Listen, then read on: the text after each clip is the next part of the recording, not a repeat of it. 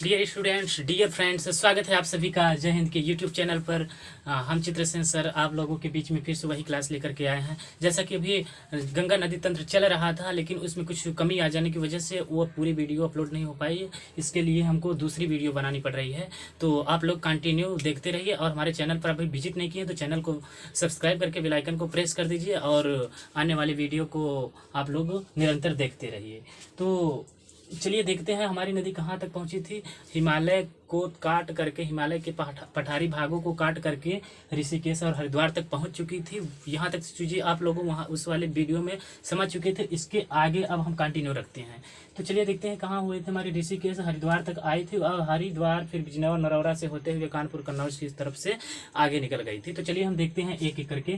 तो देखिए जैसे हमारी नदी क्या करती है, हरिद्वार में पहुँचती है तो हरिद्वार और नरौरा के मध्य में गंगा नदी से 3 प्रकार की नदियाँ निकाली गई हैं। तो देखिए जैसे अगर हमारी हरिद्वार में जो नदी निकली है उसको ऊपरी गंगा नदी कहेंगे। फिर उसके बाद बिजनौर से जो निकली है उसको मध्य गंगा नदी कहेंगे। नरौरा से जो निकली है उसको क्या बोलेंगे हम, निम्न गंगा नदी। तो ये गंगा नदियों से 3 प्रकार के नहर निकले हैं, जिनको हम क्या कहेंगे, ऊपरी गंगा नदी नहर, मध्य गंगा नहर और निम्न गंगा नहर। तो ये चीज़ें आपको समझ में आई होंगी। उसके बाद फिर नरौरा से कहाँ आती है हमारी गंगा नदी, फर्रुखाबाद में। फर्रुखाबाद, हाँ वही फर्रुखाबाद जहाँ पर हमारे महादेव वर्मा जी का जन्म हुआ था। और फर्रुखाबाद से फिर धीरे धीरे क्या करते हैं, आ जाते हैं कन्नौज में। तो कन्नौज, वही कन्नौज जहाँ जिसको हम क्या कहते हैं, इत्र नगरी के नाम से जानते हैं, परफ्यूम नगरी के नाम से जानते हैं। यहाँ पर क्या कहते हैं, क्या होता है कि अच्छी अच्छी क्वालिटी के परफ्यूम वगैरह बनाए जाते हैं। तो एग्जाम में कभी कभी पूछ लेता है कि इत्र नगरी के नाम से किस नगर को अथवा किस जिले को या फिर किस स्थान को जानते हैं। तो ऑप्शन दिया रहेगा, उसमें एक कन्नौज रहेगा, तो आप लोग कन्नौज को टिक करके आइएगा। तो अब कन्नौज से आगे चल करके ये क्या करता है, कानपुर जाता है। कानपुर में सबसे बड़ा चमड़ा का उद्योग है, जहाँ पर बहुत ज़्यादा चमड़े का काम वाम होता है। और उसके बाद फिर कानपुर से फतेहपुर से आ करके ये इलाहाबाद में 2 अन्य नदियों से मिलती है।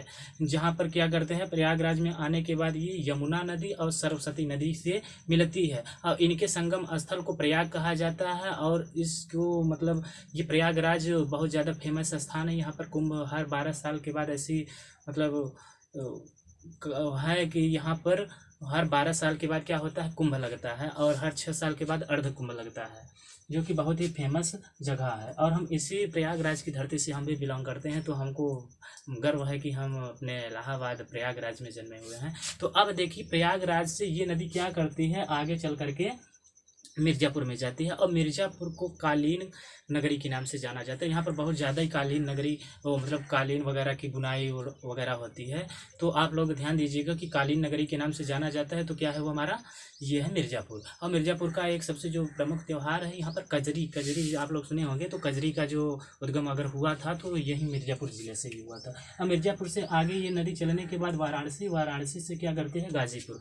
और गाजीपुर में यहाँ से देखिए आप लोगों को एक नदी मिलती है, गोमती नदी, जो कि गंगा नदी से क्या करती है, आकर के गंगा नदी से मिल जाती है। तो आप लोग ध्यान दीजिए कि गाजीपुर में ये गोमती नदी आकर के गंगा से मिलती है और आगे बढ़ती है, छपरा पहुंच जाती है।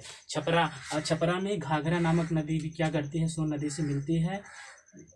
यहाँ तक तो अभी तक क्या हुआ, देखिए कहाँ है, ऋषिकेश हरिद्वार, उसके बाद फिर आ गया बिजनौर नरौरा फर्रुखाबाद से आ जाएंगे हम कन्नौज से कानपुर फिर फतेहपुर, इलाहाबाद से वाराणसी, मिर्ज़ापुर से वाराणसी और काशी।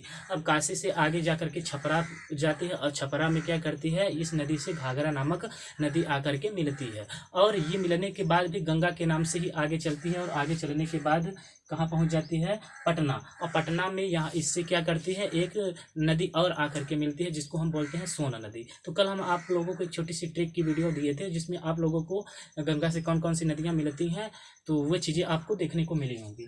अब देखिए पटना से आगे चलने के बाद ये नदी कहाँ पहुँचती है, ये नदी आ जाती है भागलपुर।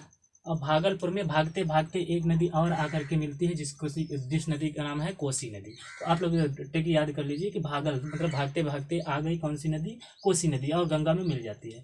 और गंगा में मिलने के बाद भागलपुर से आगे जाती है, और आगे जाने के बाद ये पश्चिम बंगाल में चली जाती है। कहाँ पहुँच जाती है, पश्चिम बंगाल। और पश्चिम बंगाल में आप लोगों ने क्लियर किया होगा कि बहुत बड़ा बांध बनाया गया, बहुत बड़ा बैराज बनाया गया है, जिसको बोलते हैं फरक्का। तो ये फरक्का पूछ लेता है कि फरक्का बैराज किस नदी पर स्थित है, तो वो गंगा नदी पर स्थित है। और यहाँ फरक्का बांध से ही ये नदी क्या होती है, दो भागों में डिवाइड हो जाती है, दो धाराओं में टूट जाती है। तो एक धारा को हम हुगली नदी के नाम से जानते हैं, दूसरी धारा को हम क्या कहते हैं, भागीरथी। आप लोग ध्यान दीजिए, वही भागीरथी जो कि उत्तराखंड के उत्तरकाशी के गोमुख से निकली थी, तो आकर के कहाँ से मिली थी, अलकनंदा से मिली थी, जिसका नाम यहाँ पर क्या हो गया था, गंगा। लेकिन फिर से ये यहाँ फरक्का बैराज पे आने के बाद दो नदियों में विभाजित हो जाती है। एक नदी हमारी क्या हो जाती है, हुगली नदी, दूसरी नदी क्या हो जाती है, हमारी भागीरथी। अब भागीरथी वाला पोर्शन जो होता है, भागीरथी वाला जो धारा होती है, वो आगे आज चली जाती है बांग्लादेश में, अपना जो भारत का पड़ोसी देश है बांग्लादेश, तो वहाँ बांग्लादेश में चली जाती है। बांग्लादेश में जाने के बाद इस नदी को भागीरथी नहीं ना जाना जाता, इसको क्या जाना जाता है, पद्मा के नाम से। तो आप लोगों से कभी कभी पूछ लिया जाता है कि किस नदी को पद्मा के नाम से जाना जाता है, तो आप लोग भागीरथी बताएंगे। अब ये भी पूछ लिया जाता है कि बांग्लादेश में भागीरथी को किस नाम से गंगा को किस नाम से जाना जाता है, तो वो भागीरथी के नाम से। मतलब ये नदी जो है ना, तंत्र का मतलब होता है जाल, तो ये कई नदियों के जालों से मिलकर के, कई नदियों के मिलने से एक जाल जैसा बन गया है। तो आप लोग बिल्कुल एकदम यहाँ पे क्लियर हो जाइए कि बांग्लादेश में इसी नदी को क्या बोलते हैं, पद्मा नदी। अब जब ब्रह्मपुत्र और पद्मा नदी से मिलती है, ब्रह्मपुत्र क्या करती है, आ करके इस पद्मा नदी से मिलती है, तो इसका नाम जमुना हो जाता है।